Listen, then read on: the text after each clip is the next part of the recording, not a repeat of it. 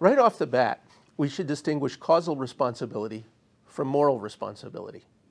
Someone might be causally responsible for something without actually being morally accountable for it.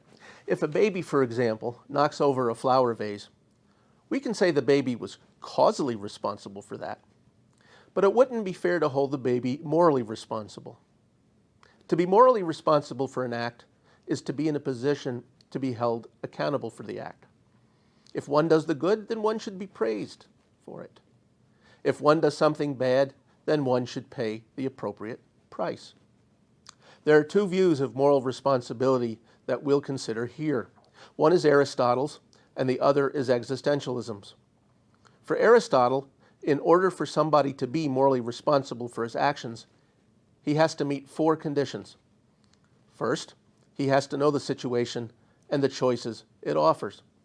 We can assume that when the baby knocked over the vase of flowers, he didn't know the situation or the choices he had. Secondly, one should know the difference between right and wrong. It's a safe bet the baby didn't know that difference. Third is the ability to do otherwise. The agent must be acting from free will.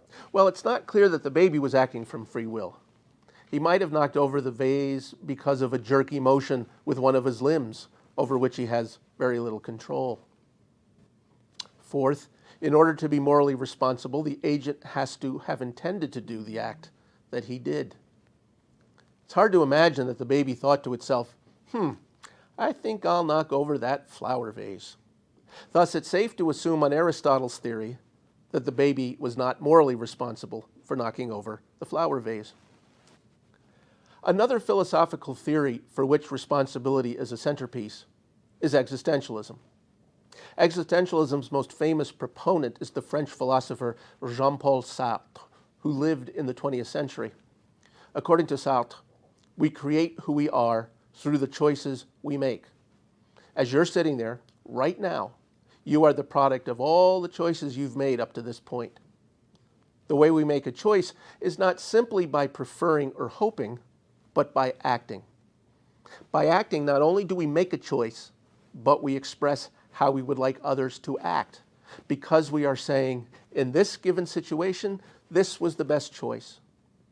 If Sartre is correct, then his own words, we're condemned to be free, meaning that we have many choices in life, even if we didn't want those choices. Every so often, we might prefer that someone would make the choices for us. At any given moment, says Sartre, you have choices, and the choice you make is the decision you've offered as to which was the better choice. That also means then that we are alone without excuses.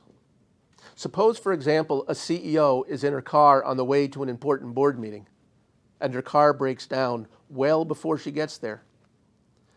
If she calls her assistant and says, I can't make the meeting because my car broke down, that's not entirely true. What's true is that she chose to rely on a car to get her there, and that choice has turned out not to be the best choice.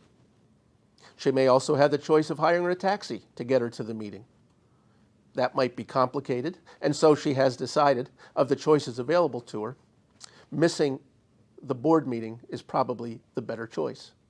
It's still a choice, and the CEO should own up to that choice, rather than making excuses. For Sartre, excuses are acts of bad faith, meaning that in a sense we're lying.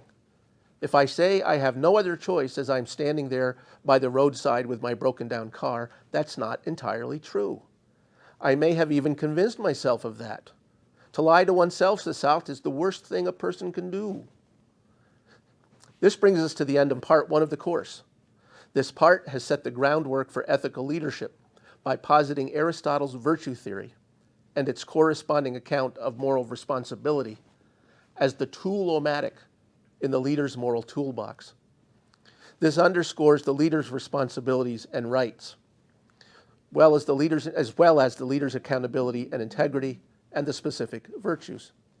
To be sure, there are other tools, each useful in certain contexts. The three basic theories of consequentialism, regularianism, and deontology, and synthetic theories other than virtue theory, such as Rawls' theory of justice, feminist ethics, principalism, and communitarianism. We will acknowledge these tools and consider their applications as we work through the rest of the course, this time with an emphasis on theories of leadership.